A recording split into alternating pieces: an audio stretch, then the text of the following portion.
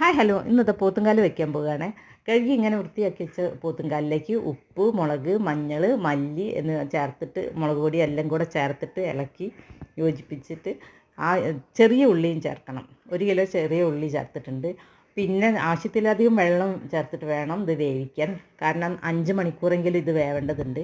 അങ്ങനെ ഇടയ്ക്കിടയ്ക്ക് ഇത് ഇളക്കി മറിച്ചിട്ട് കൊടുക്കണം.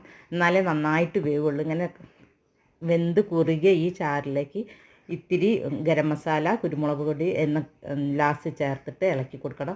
പിന്നെ വറ്റി വരുമ്പോൾ ഇതൊരു ഉരുളിയിൽ വലിയ ഉള്ളി, തക്കാളി ഒന്ന് വഴറ്റി ഇഞ്ചി വെളുത്തുള്ളിൻ്റെ പേസ്റ്റും ചേർത്ത് ഇളക്കിയിട്ട് കറിവേപ്പിലയും ചേർത്ത് യോജിപ്പിച്ച് ഇളക്കി ഇങ്ങനെ ഇറക്കി മറിച്ച് ഇങ്ങനെ ഈ ചാറ് അതിലേക്ക് ഇങ്ങനെ കോരിയിട്ട് കൊടുക്കണം. പിന്നെ നല്ല തീയാവുമ്പോൾ ഇത് എല്ല് പൊട്ടിയിട്ട് മജ്ജ പുറത്തേക്ക് വരും കേട്ടോ. അപ്പം ഒരു പകുതി വേവാകുമ്പോൾ ഇങ്ങനെ തീ കുറച്ചിട്ട് കൊടുക്കണം. അപ്പോൾ ഇത്രയൊക്കെ ഉള്ളൂ. വീഡിയോ ഇഷ്ടപ്പെട്ടെങ്കിൽ ലൈക്ക് ചെയ്യുക, ഷെയർ ചെയ്യുക, കമൻറ്റ് ചെയ്യുക. Okay bye. അടുത്ത വീഡിയോയും വീണ്ടും കാണാം. ഓക്കെ.